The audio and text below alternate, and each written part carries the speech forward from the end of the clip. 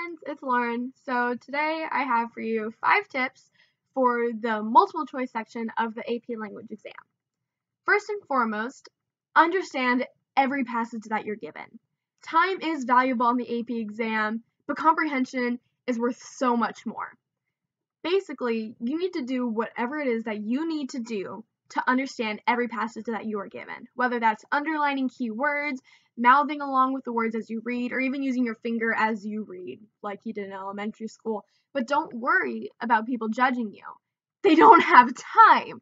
We're all just trying to get as many questions right that we can, and so if they're taking time to look over to judge you for using your finger while you're reading, I don't know, they're lost, I guess.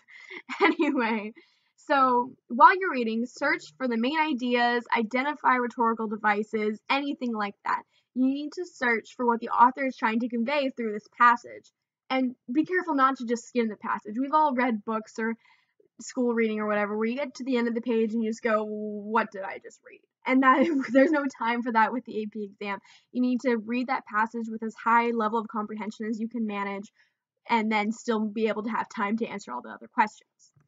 So moving on, with that, don't read the questions first. In my opinion, in my experience, I don't even remember the questions after I read them because I'm trying really hard to understand the passage. And I know some teachers or people will say that you should read the questions first, others say you don't.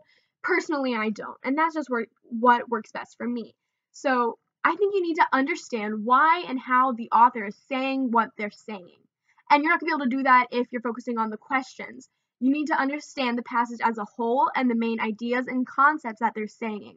And it's also, in addition, it's way easier to go back and find the details of a passage because you'll remember having seen them while you were reading with your high level of comprehension that we just talked about.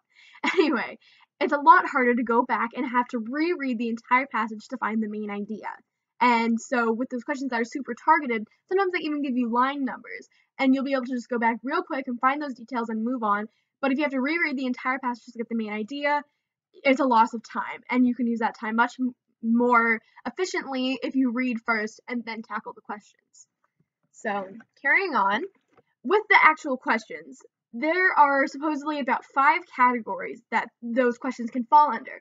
And those are rhetoric, author's meaning and purpose, main idea, organization and structure, and rhetorical modes. So basically what this creates is a system that you can look at the question, you can identify which category it falls into, and then you can attack the question and get it right in as little time as possible.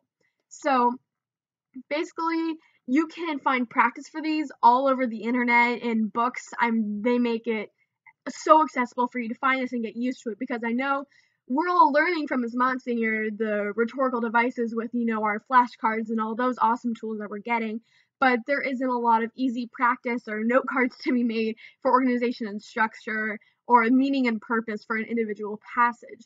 And so therefore it's easier if you go out and find multiple examples of those, so it's easier for you to comprehend them and find them as you come across them on the actual exam, once again saving you more time. And then carrying on with that, when you're also looking at the questions, you need to look out for distractors. It's well known across AP exams that they will put distractors in there to throw you off your game or whatever. I know we've talked about this one before, but they'll often put question options or answer choices that are all the same letter but different types of rhetorical devices, for example, and you have to know it not just by the first letter but obviously by the whole word and its definition. So then it's often almost correct. There'll be answer choices that are nearly correct except for one small error, but that also negates the entire thing. We all speak English. There have a lot of absolute answers, always, never, every time.